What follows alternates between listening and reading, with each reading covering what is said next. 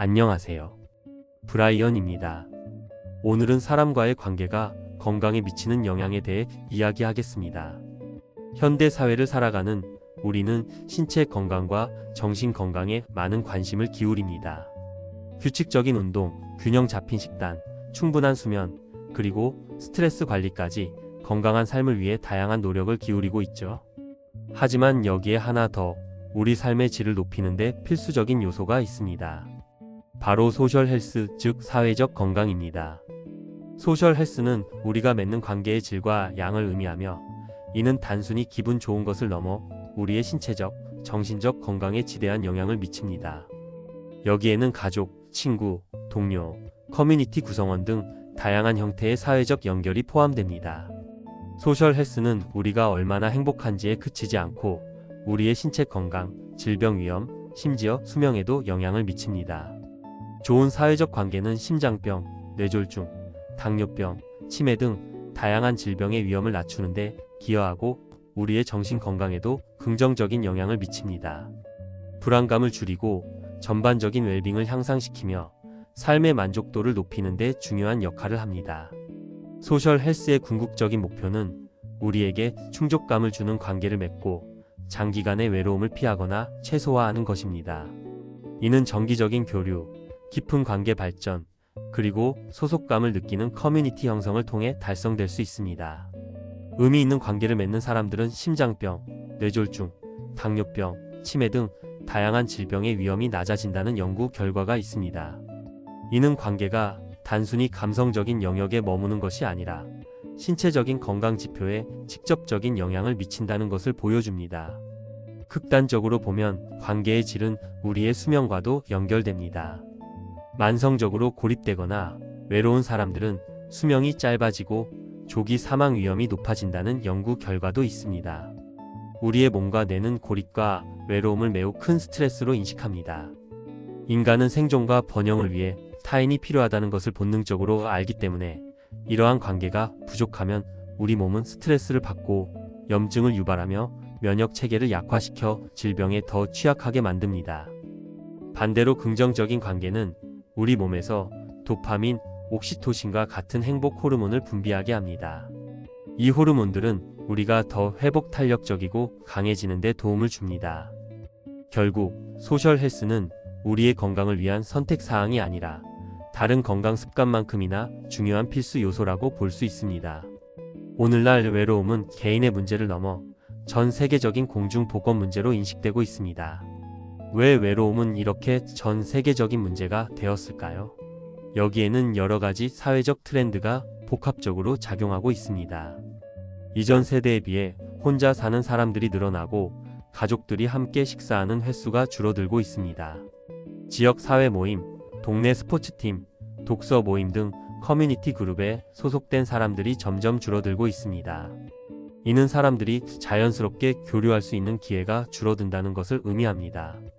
소셜 미디어와 기술의 발전은 역설적으로 외로움을 심화시키기도 합니다. 스마트폰을 하루 7시간 이상 사용하는 것이 외로움을 유발하는 주요 원인 중 하나라는 일본의 설문조사 결과도 있습니다. 이러한 변화들은 우리 삶의 속도를 빠르게 만들고 타인과의 의미 있는 연결을 방해하며 결과적으로 우리가 사회적으로 건강하지 못하게 만들 수 있습니다. 따라서 이제는 건강을 신체적, 정신적, 그리고 사회적 건강을 모두 포함하는 포괄적인 개념으로 재정의해야 할 때입니다. 구글 출신의 저명한 연구자이자 작가인 캐슬린 킬럼 박사는 그녀의 저서에서 531 가이드라인을 제시하며 우리가 소셜 헬스를 실천할 수 있는 구체적인 방법을 안내합니다. 먼저 오는 매주 5명의 다른 사람들과의 교류를 의미합니다. 직장 동료, 친구, 가족, 새로운 사람 등 다양하고 폭넓은 관계를 유지하는 것이 사회적 건강에 중요합니다. 3은 최소 3명과 친밀한 관계를 유지하는 것을 의미합니다. 깊은 대화를 나눌 수 있는 절친, 배우자, 가족 등 우리를 이해하고 보살펴주는 소수의 관계는 삶의 안정감과 만족도를 높여줍니다. 마지막으로 1은 하루에 총 1시간 동안 타인과 연결 상태를 유지하는 것을 의미합니다. 짧은 전화통화, 문자 메시지, 동료와의 짧은 커피 타임 등 짧은 시간이라도 꾸준히 사람들과 연결되어 있는 것이 중요합니다.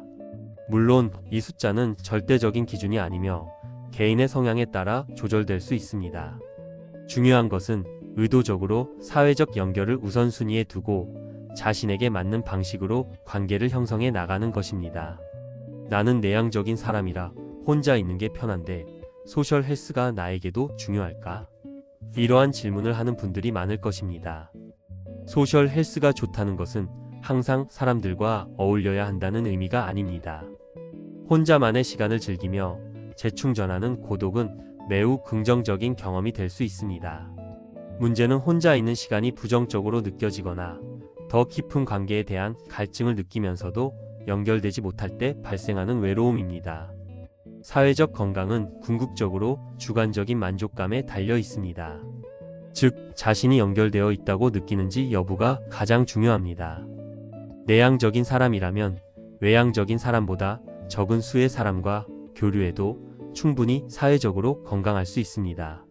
자신에게 편안하고 충족감을 주는 연결 방식을 찾는 것이 핵심입니다. 너무 바빠서 사람 만날 시간이 없어요. 현대인의 공통적인 하소연입니다. 하지만 소셜 헬스는 삶을 완전히 뒤바꿀 만큼 거창한 노력을 요구하지 않습니다. 아주 작은 시도만으로도 의미 있는 변화를 만들 수 있습니다.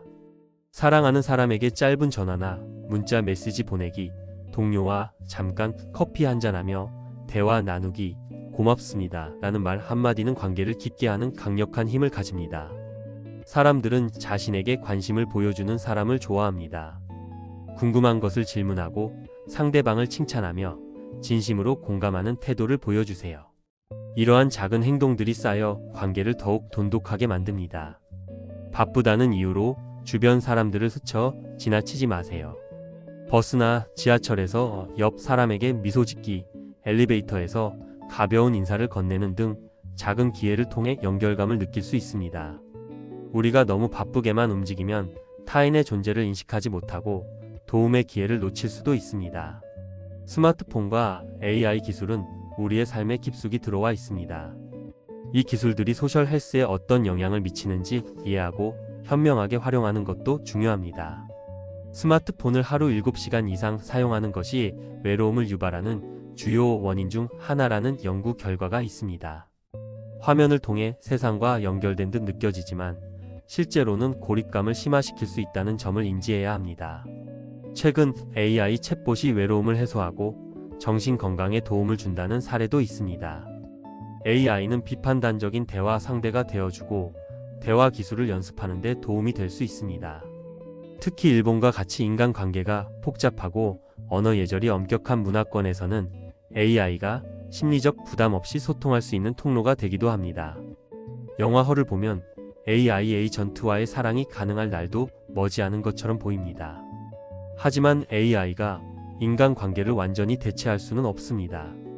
인간관계만이 줄 수 있는 독특하고 본질적인 이점들이 분명히 존재합니다. 직접 만나 교류하는 대면 연결은 우리의 건강과 웰빙에 특별한 이점을 제공합니다. 따라서 기술은 사회적 연결을 보완하고 도구로 활용하는 방식으로 사용해야 합니다. 물론 어느 정도 의미 있는 관계는 질병의 위험을 낮추고 수명을 연장하며 스트레스에 대한 우리의 회복 탄력성을 높여줍니다. 하지만 무조건 관계를 넓히고 사람을 만난다고 해서 건강해지는 것은 아닙니다. 실제로는 사람과의 만남에서 상처받고 불행에 빠지는 경우가 더 많습니다.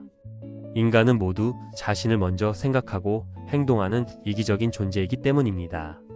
남이 나를 바라봐주고 날 칭찬해 주길 바라는 마음은 의도하지 않은 잘못된 관계를 만들기도 합니다.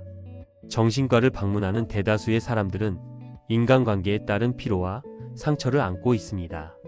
그래서 사람들은 반려견을 키우며 사람에게서 느끼지 못한 행복을 찾곤 합니다.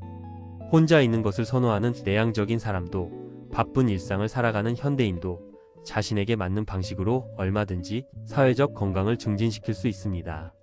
중요한 건 내 자신을 먼저 생각해야 한다는 점입니다. 내가 최고이고 내 자신이 가장 멋지고 스스로를 사랑하는 용기가 없이는 주변과의 관계는 큰 도움이 되지 않습니다. 오히려 남의 눈을 의식한 행동으로 인해 지치고 절망감을 느낍니다. 내가 당당하고 자신 있는 모습을 보일 때 사람들도 찾아옵니다. 사람들이 찾아온다는 것은 자신에게 이익이 되는 것을 나에게 발견했다는 것입니다.